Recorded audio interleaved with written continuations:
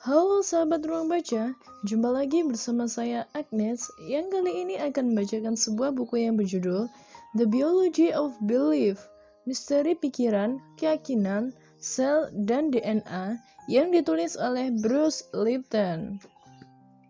Bruce Harold Lipton, PhD, adalah seorang tokoh yang diakui secara internasional yang menjembatani sains dan spirit. Dr. Lipton memulai karir saintifiknya sebagai ahli biologi sel.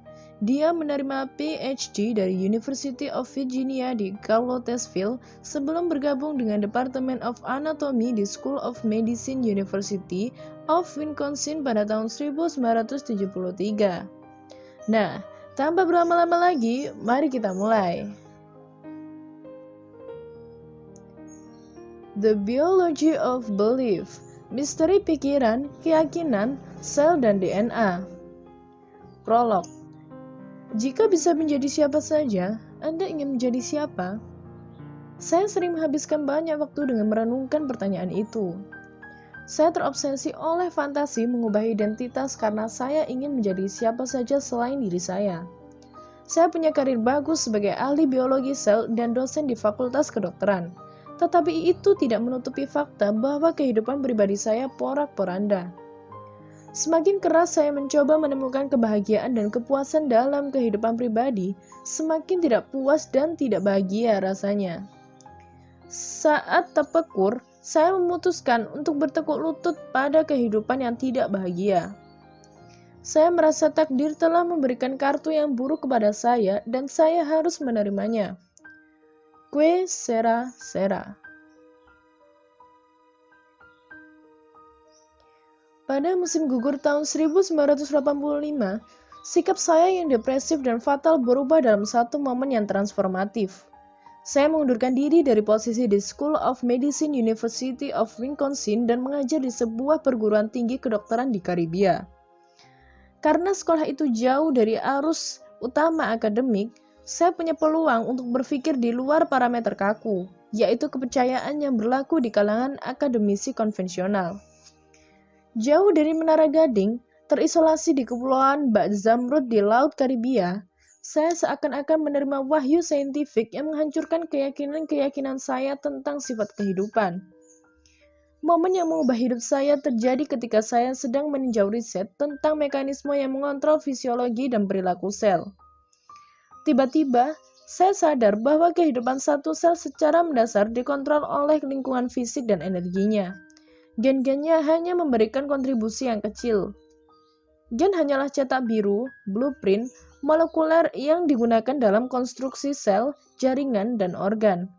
Lingkungan berfungsi sebagai kontraktor yang membaca dan melibatkan cetak biru genetik itu, serta bertanggung jawab penuh atas sifat kehidupan suatu sel. Kesadaran sel terhadap lingkunganlah yang menentukan mekanisme kehidupan.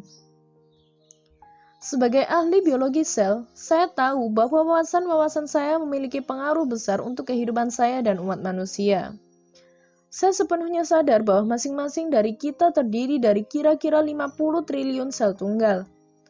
Saya telah membaktikan kehidupan profesional saya untuk memahami sel dengan lebih baik karena saya tahu saat itu dan sekarang bahwa semakin baik kita memahami sel, semakin baik kita bisa mengerti komunitas sel yang membentuk tubuh manusia. Jika setiap sel dikontrol oleh kesadaran mereka terhadap lingkungan, demikian juga kita sebagai manusia yang terdiri dari triliunan sel. Seperti halnya sel, karakter kehidupan kita ditentukan bukan oleh gen kita, melainkan oleh respon kita terhadap sinyal-sinyal lingkungan yang memutar baling-baling kehidupan. Pada satu sisi, pemahaman baru terhadap sifat kehidupan ini adalah sentakan. Selama hampir 2 dasawarsa, saya menanamkan dogma sentral biologi, yaitu keyakinan bahwa kehidupan dikontrol oleh gen ke dalam benak para mahasiswa kedokteran. Di sisi lain, pemahaman baru saya ini sebenarnya tidaklah terlalu mengejutkan. Saya selalu digelitik keraguan terhadap determinisme genetik. Sebagian keraguan itu berakar pada penelitian tentang cloning stem cell, sel induk, yang dibiayai pemerintah selama 18 tahun. Walaupun butuh menyingkir keluar dunia akademik untuk benar-benar menyadarinya, penelitian saya pada saat itu tahun 1985 menawarkan bukti tak terbantahkan bahwa ajaran biologi yang paling dihormati mengenai determinisme genetik pada dasarnya cacat.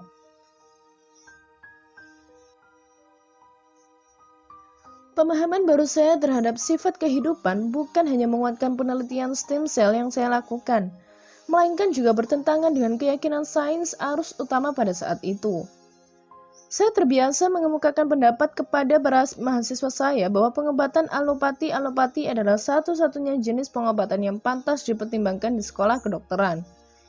Hingga ketika akhirnya saya memberikan perhatian pada lingkungan berbasis energi, pemahaman baru saya itu memberikan titik temu yang menyatukan sains dan praktik pengobatan alopati, pengobatan komplementer, dan kebijaksanaan spiritual dari keyakinan-keyakinan kuno dan modern.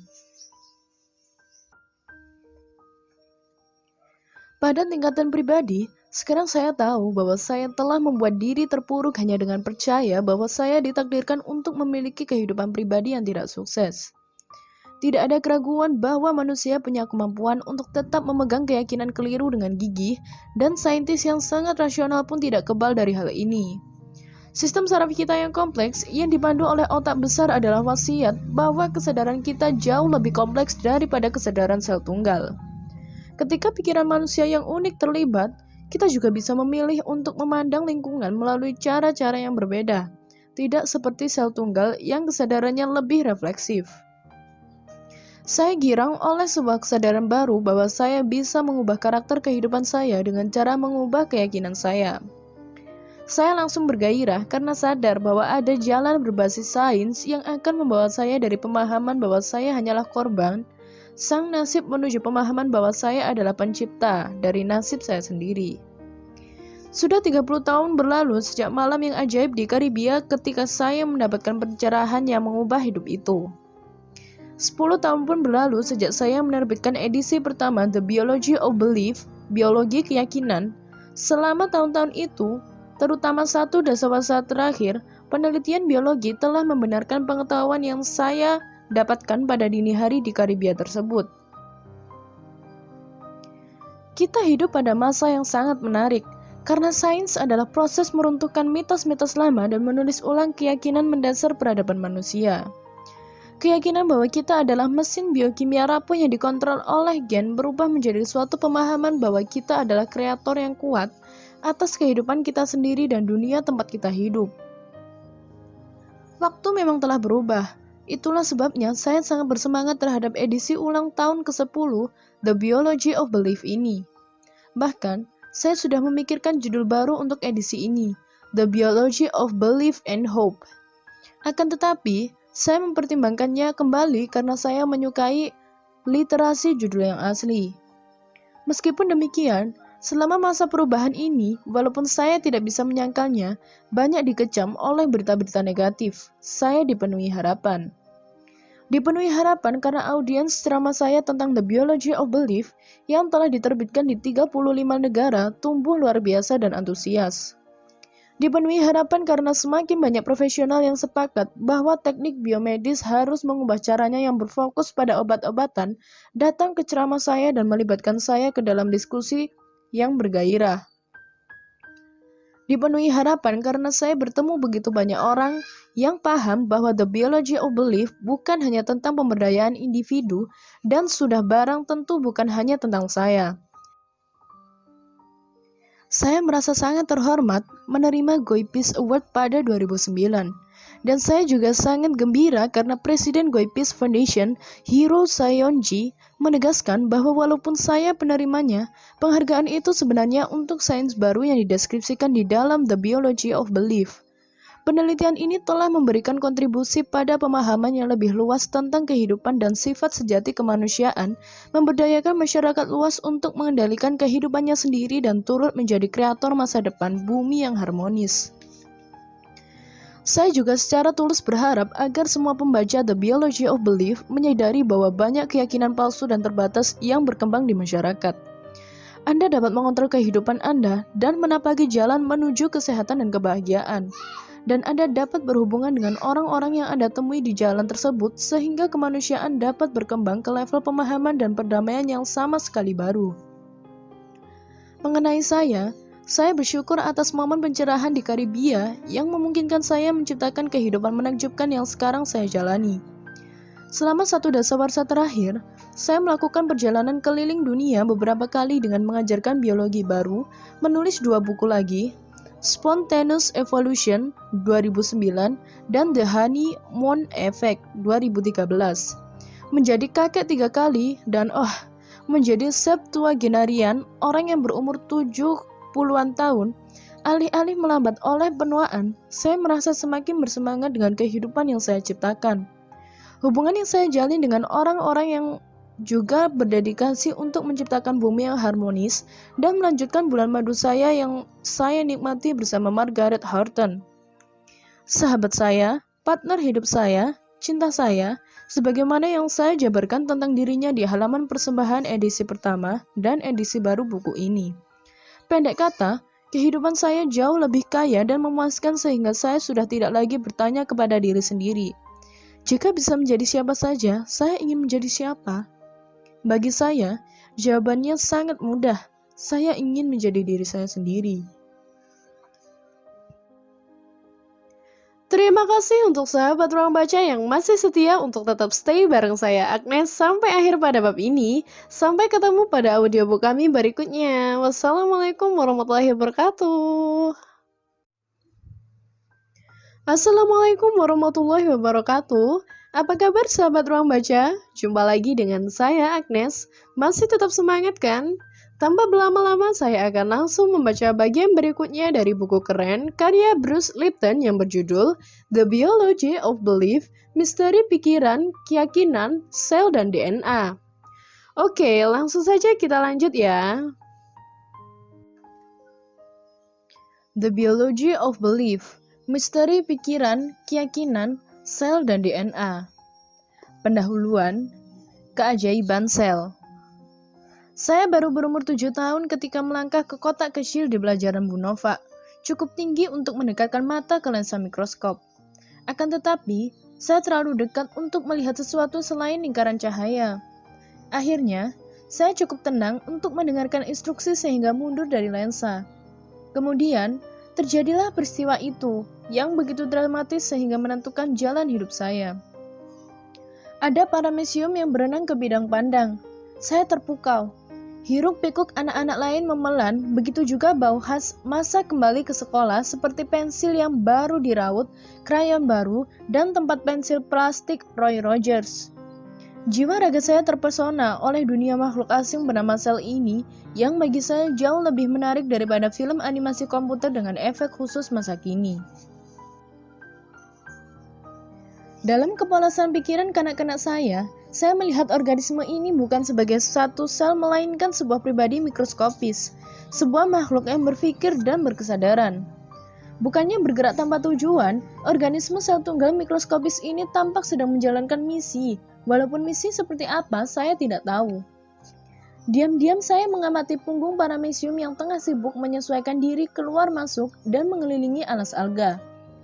Sementara saya memusatkan perhatian ke paramecium itu, kaki-kaki semu sebuah amoeba kurus mulai bergerak masuk ke bidang pandang. Pada saat itu, kunjungan saya ke negeri Lilliput mendadak berakhir ketika Glenn, si anak nakal di kelas, menyentakkan saya dari pijakan dan menuntut gilirannya memakai mikroskop. Saya mencoba menarik perhatian Bu Novak, berharap tindakan tidak terpuji Glenn akan memberi saya tambahan waktu dalam antrean memakai mikroskop.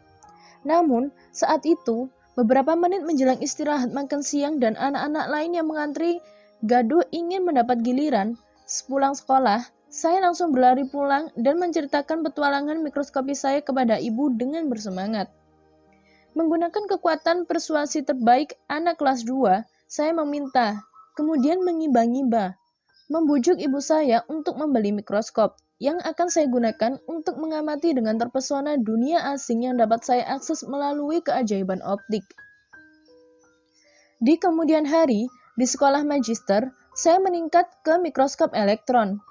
Dibanding mikroskop cahaya konvensional, mikroskop elektron 1000 kali lebih hebat. Perbedaan antara kedua mikroskop itu ibarat teleskop 25 sen yang digunakan para wisatawan untuk menikmati pemandangan melalui teleskop Hubble yang mampu mentransmisikan gambar-gambar ruang angkasa. Memasuki ruang laboratorium tempat mikroskop elektron merupakan ritual bagi calon ahli biologi. Orang masuk melalui pintu putar hitam, mirip pintu yang memisahkan ruang gelap fotografi dari ruang kerja yang terang.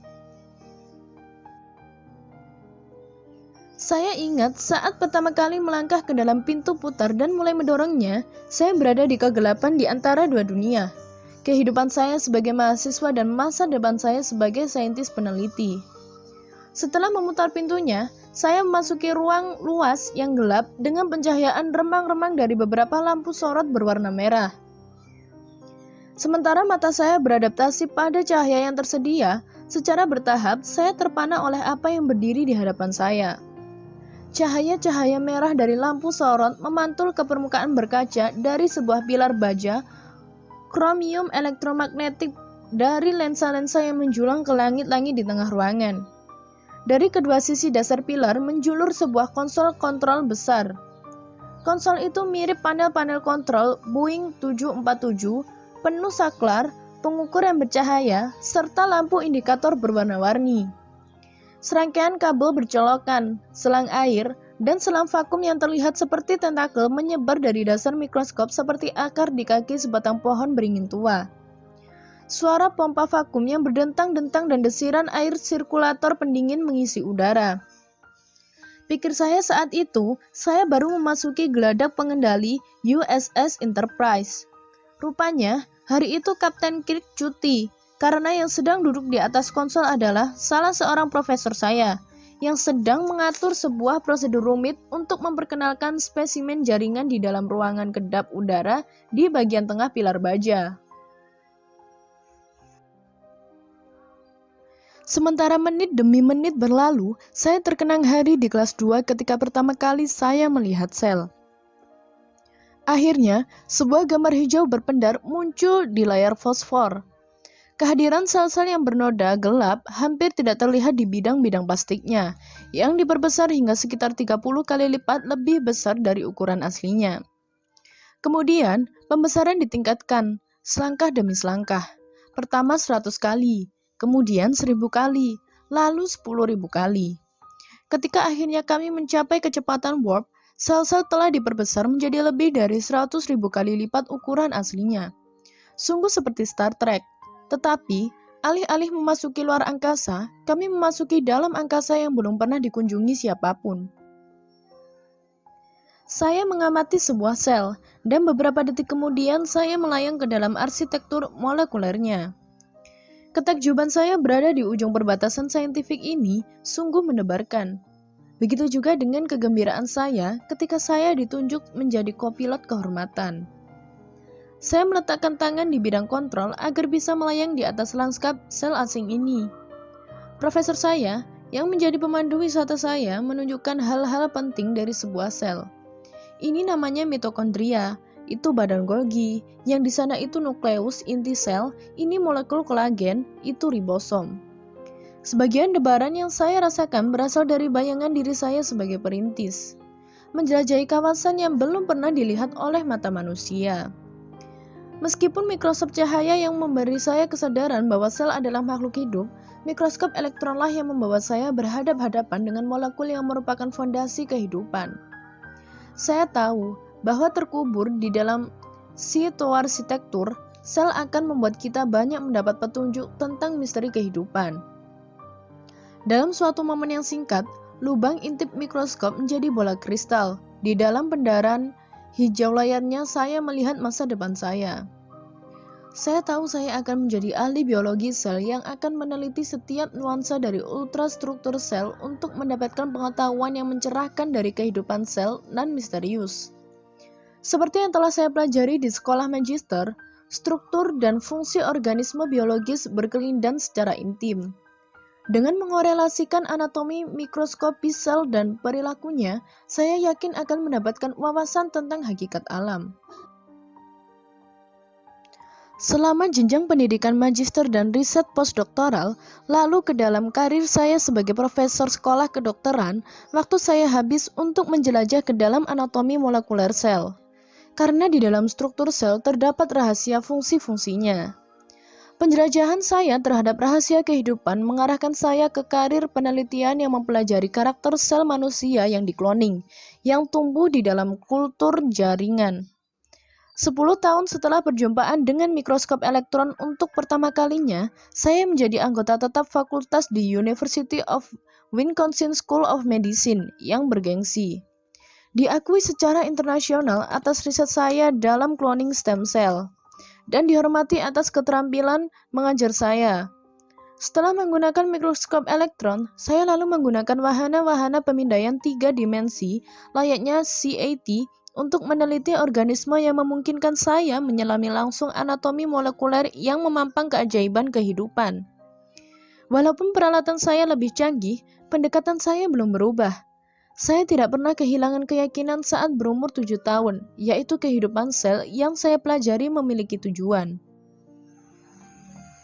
Sayangnya, saya tidak yakin bahwa kehidupan saya sendiri memiliki tujuan. Saya tidak percaya Tuhan, meskipun saya akui sesekali saya menerima gagasan keberadaan Tuhan yang mengatur dengan rasa humor yang sangat keji.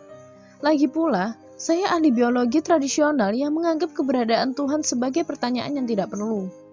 Kehidupan adalah konsekuensi dari kebetulan, ibarat kartu dibalik atau tepatnya kecocokan acak dadu genetik. Moto profesi kami sejak masa Charles Darwin adalah Tuhan. Kita tidak butuh Tuhan.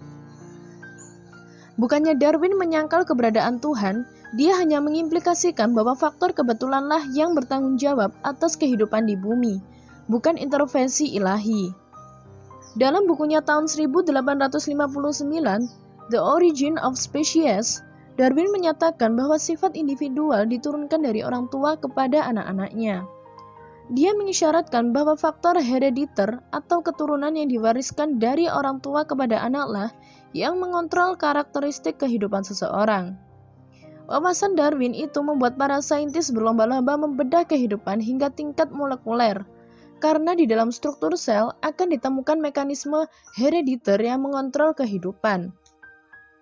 Pencarian tersebut berakhir menakjubkan 50 tahun lalu ketika James Watson dan Francis Crick mendeskripsikan struktur dan fungsi double helix atau unting ganda dari DNA, materi pembentuk gen. Para saintis akhirnya mengetahui sifat faktor herediter yang ditulis oleh Darwin pada abad ke-19. Tabloid-tabloid menggembar-gemborkan dunia baru rekayasa genetik yang berani dengan janji bayi-bayi sempurna dan perawatan kesehatan dengan ramuan magis. Saya ingat betul berita utama dengan huruf-huruf tebal yang mengisi halaman depan pada hari yang bersejarah tahun 1953 itu. Rahasia kehidupan ditemukan. Seperti tabloid-tabloid itu, para ahli biologi terbawa arus kegemparan gen ini. Mekanisme yang digunakan DNA untuk mengontrol biologi menjadi dogma sentral biologi molekuler, dengan susah payah dijabarkan di dalam bahan ajar. Dalam perdebatan panjang tentang nature, alam versus nurture, pemeliharaan, bandul pendulum berayun mantap ke nature. Pada awalnya, DNA dianggap hanya bertanggung jawab atas karakteristik fisik kita. Tetapi kemudian kita mulai percaya bahwa gen kita pun mengontrol emosi dan perilaku kita. Jadi, jika terlahir dengan gen kesengsaraan, bisa diprediksi Anda memiliki kehidupan yang sengsara pula. Sayangnya, saya pikir saya salah seorang korban yang tidak memiliki gen kebahagiaan atau yang gen kebahagiaannya mengalami mutasi. Saya terkapar oleh pukulan-pukulan emosional tiada henti dari segala arah. Ayah saya baru saja meninggal setelah pergulatan panjang yang menyakitkan melawan kanker. Saya yang paling banyak merawatnya dan menghabiskan 4 bulan terbang mondar-mandir antara pekerjaan saya di Wisconsin dan rumahnya di New York setiap 3-4 hari. Di antara saat-saat menungguinya, saya mencoba mempertahankan program riset, mengajar, dan menulis surat permohonan perpanjangan pendanaan untuk National Institutes of Health. Yang semakin menaikkan tingkat stres saya adalah saya berada di tengah perceraian yang menguras emosi dan keuangan. Sumber-sumber keuangan saya cepat terkuras saat saya menjalani sidang pengadilan perceraian. Menjadi gelandangan yang kekurangan uang, saya hidup hanya dengan menenteng satu koper di kompleks apartemen bertaman yang paling kumuh. Sebagian besar tetangga saya berharap bisa meningkatkan standar hidup mereka dengan mencari akomodasi di taman-taman trailer. Saya sangat takut pada tetangga sebelah. Apartemen saya dibobol, dan sistem stereo baru saya dicuri pada minggu pertama tinggal di sana. 1 minggu kemudian, seorang laki-laki setinggi hampir 2 meter dengan lebar tubuh hampir semeter mengetuk pintu saya. Sambil mengorek-ngorek gigi dengan kukunya yang panjang dan botol bir di tangan satunya, orang itu ingin tahu apakah saya bisa menunjukkan jalan ke arah tape deck saya. Titik nadirnya adalah hari ketika saya melemparkan telepon ke pintu kaca kantor saya, memecahkan plang Bruce H. Lipton PhD, Associate Professor of Anatomy, UW, School of Medicine, sambil berteriak, "Keluarkan aku dari sini." Kehancuran saya dipercepat oleh panggilan telepon dari seseorang bankir, yang dengan sopan tetapi tegas mengatakan bahwa dia sudah tidak bisa lagi mengabulkan permohonan hipotek saya. Rasanya saat itu seperti adegan dari film Terms of Endearment, ketika Debra Winger dengan jitu merespon suaminya yang mengharapkan pekerjaan akademik. Sekarang kita tidak punya cukup uang untuk membayar tagihan. Pekerjaan akademik artinya selamanya kita tidak punya cukup uang. Keajaiban sel deja vu. Untungnya, saya menemukan tempat pelarian dalam bentuk cuti singkat di sebuah sekolah kedokteran di Karibia. Saya tahu semua masalah saya tidak akan menghilang di sana. Tetapi sementara pesawat jet mengoyak awan kelabu di atas Chicago, saya merasa seperti itu. Saya menggigit pipi bagian dalam agar senyuman di wajah tidak berubah menjadi tawa. Saya merasa gembira seperti ketika pertama kali menemukan hasrat kehidupan keajaiban sel-sel saat berumur 7 tahun. Suasana hati saya semakin membaik di dalam pesawat berpenumpang 6 yang membawa saya ke Montserrat, sebuah pulau kecil berukuran 6 kali 20 mil di Laut Karibia. Jika surga memang ada, mungkin ia menyerupai rumah baru saya di pulau yang muncul dari laut biru bagaikan batu zamrud raksasa. Saat kami mendarat, angin segar yang membawa keharuman bunga dan menyapu landasan bandar udara sungguh memabukkan. Menurut kebiasaan setempat, orang harus menjadikan saat matahari terbenam sebagai momen untuk merenung. Kebiasaan yang siap saya terapkan. Seiring waktu, saya menantikan cahaya ilahi menampakkan diri. Rumah saya terletak di tebing sekitar 15 meter di atas laut menghadap barat. Jalan berliku melewati gua pakis yang dinaungi pohon mengarahkan saya ke laut. Di mulut gua, bukaan di antara semak melati memperlihatkan pantai terpencil, tempat saya melaksanakan ritual matahari terbenam dan membasuh hari dengan beberapa lintasan di air yang hangat dan jernih. Setelah berenang, saya menggali pasir pantai menjadi sofa nyaman duduk, lalu memandang matahari yang terbenam ke laut perlahan-lahan. Di pulau terpencil itu, saya keluar dari kesibukan tiada henti dan bebas untuk memandang dunia tanpa tirai keyakinan dogmatis. Awalnya, pikiran saya senantiasa meninjau dan mengkritik kehidupan saya yang syarat bencana. Namun, segera saja para hakim mental saya berhenti memuji atau mencela tinjauan terhadap 40 tahun kehidupan saya. Saya mulai mengalami kembali seperti apa rasanya menjalani kehidupan pada hari ini dan untuk saat ini. Bersahabat kembali dengan sensasi pengalaman terakhir layaknya anak kecil. Merasakan kembali kebahagiaan layaknya manusia yang hidup. Saya menjadi lebih manusia dan manusiawi saat hidup di pulau surgawi itu. Saya juga menjadi ahli biologi sel yang lebih baik. Hampir semua pelatihan ilmiah resmi saya lakukan di ruang kelas, aula perkuliahan, dan laboratorium yang steril dan tanpa kehidupan. Akan tetapi, setelah menyelami ekosistem Karibia yang kaya, saya mulai menghargai biologi sebagai sistem terintegrasi yang hidup dan bernafas, bukannya sekumpulan spesies individual yang berbagi tempat di muka bumi. Duduk diam di hutan pulau yang seperti kebun dan bersnorkeling di antara terumbu karang bak permata memberi saya jendela untuk mengamati paduan menakjubkan spesies tumbuhan dan hewan di pulau tersebut. Semuanya hidup dalam keseimbangan dan halus dan dinamis, bukan hanya dengan bentuk kehidupan lain, melainkan juga dengan lingkungan fisiknya. Itulah harmoni kehidupan, bukan perjuangan kehidupan, yang berdendang kepada saya sementara saya duduk di surga Karibia. Saya menjadi yakin bahwa biologi kontemporer kurang memperhatikan peran penting kerjasama karena akar Darwiniannya menekankan sifat kompetitif kehidupan.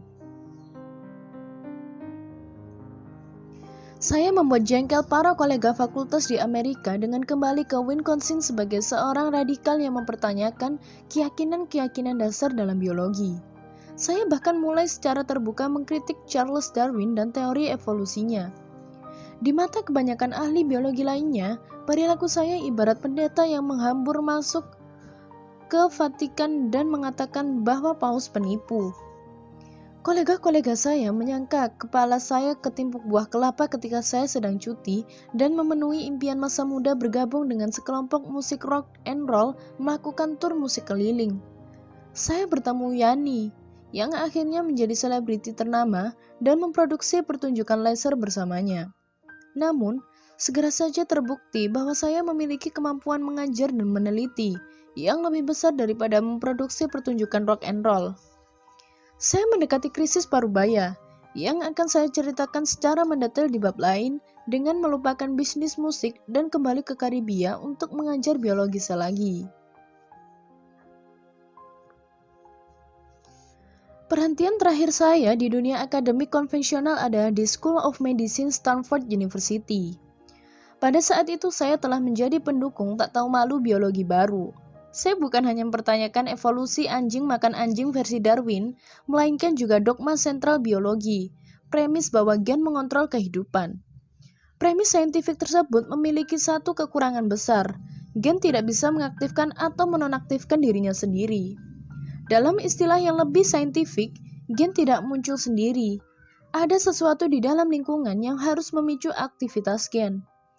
Kendatipun fakta itu telah dibangun oleh frontier science, para saintis konvensional yang dibutakan oleh dogma genetik mengabaikannya. Tantangan terang-terangan saya terhadap dogma sentral mengubah saya menjadi ahli bidah ilmiah yang lebih menyimpang. Selain ancaman dikucilkan, saya juga pantas untuk dibagat di tiang.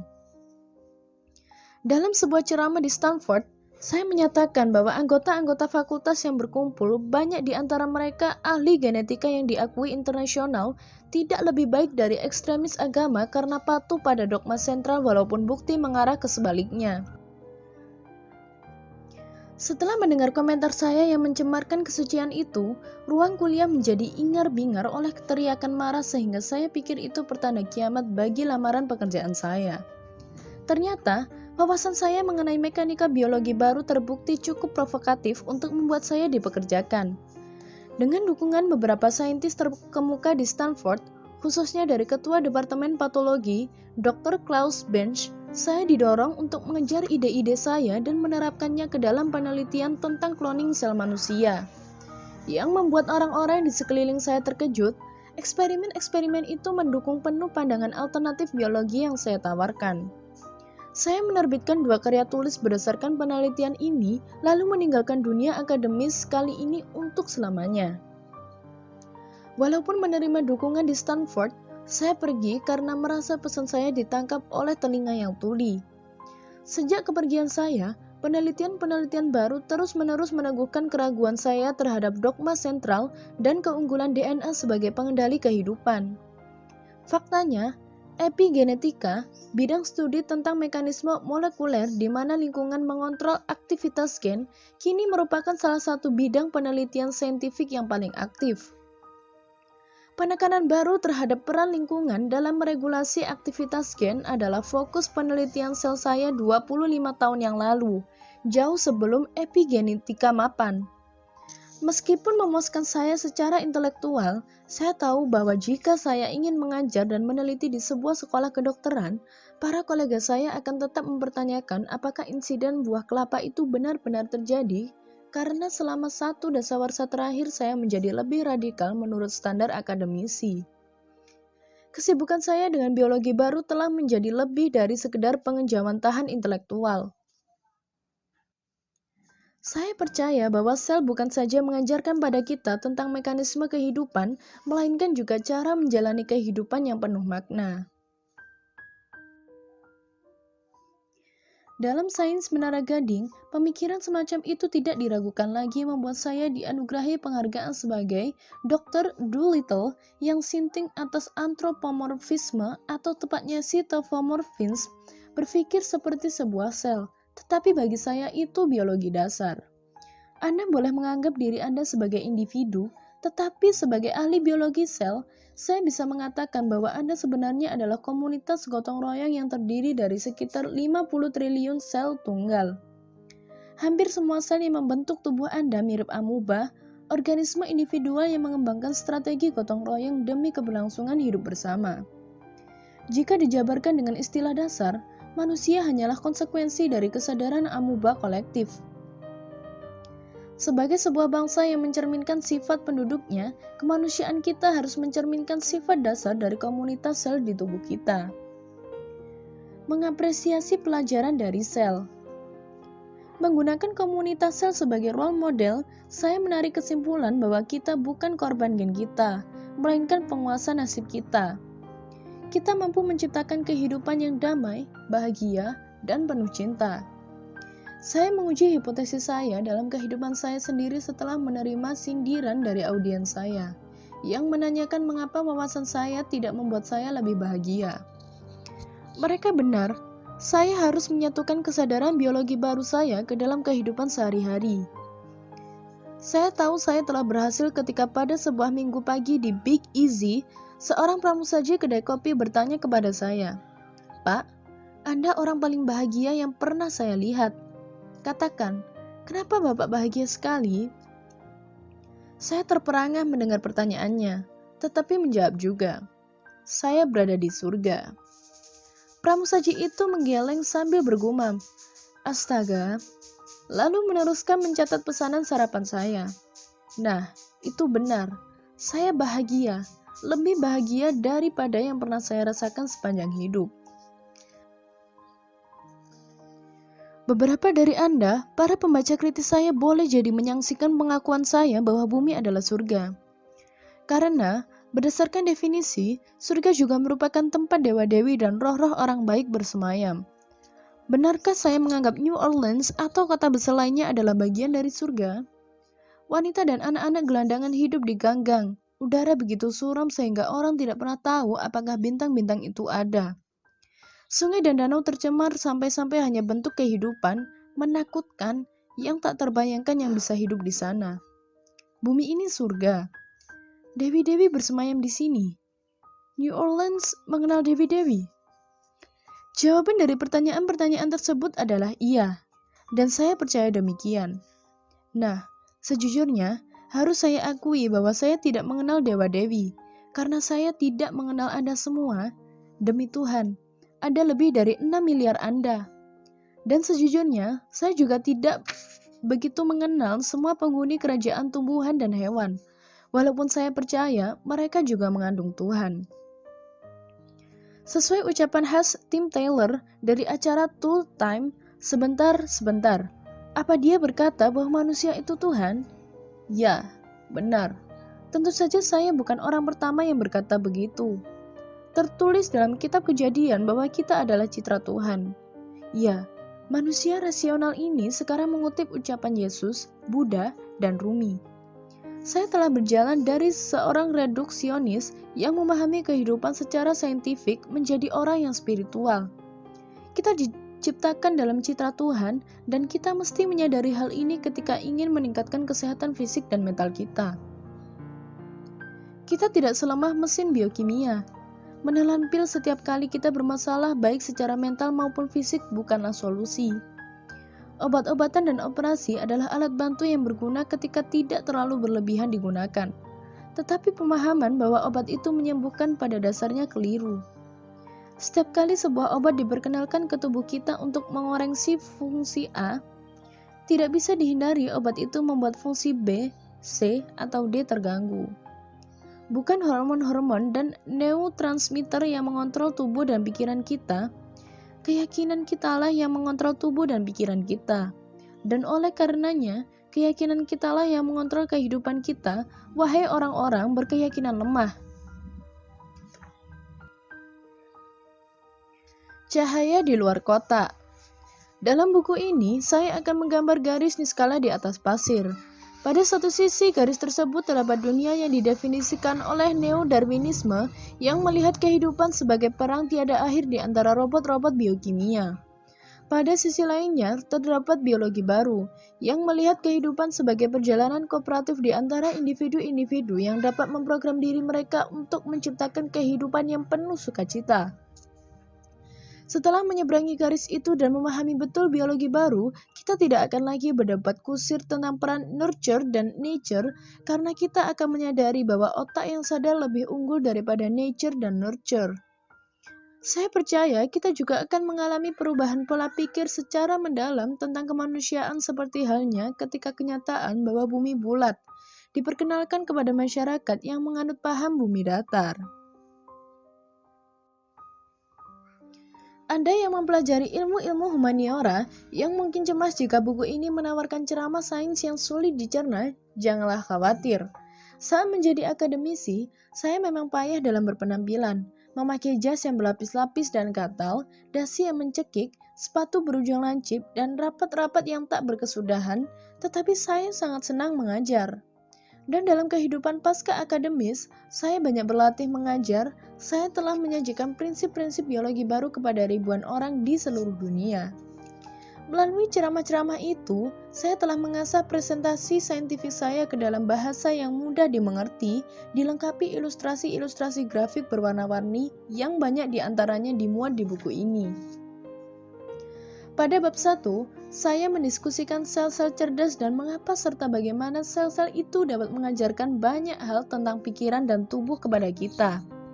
Pada bab 2, saya membeberkan bukti-bukti ilmiah untuk menunjukkan kepada Anda bahwa bukan gen yang mengontrol biologi. Saya juga memperkenalkan kepada Anda penemuan terbaru epigenetika, bidang biologi yang semakin populer yang mengungkapkan misteri cara lingkungan mempengaruhi perilaku sel tanpa mengubah kode genetiknya. Ini adalah bidang yang menyingkap kompleksitas-kompleksitas baru dalam sifat penyakit, termasuk kanker dan skizofrenia. Pada bab 3, saya berbicara tentang membran sel, kulit sel. Tidak diragukan lagi, Anda lebih sering mendengar tentang nukleus, inti sel yang berisi DNA daripada membrannya. Namun, frontier science mengungkapkan detail yang lebih besar tentang sesuatu yang saya simpulkan 30 tahun yang lalu, bahwa membran adalah otak sesungguhnya dari sel. Penelitian terbaru mengatakan bahwa suatu hari pengetahuan ini akan mengarah ke terobosan medis yang menakjubkan.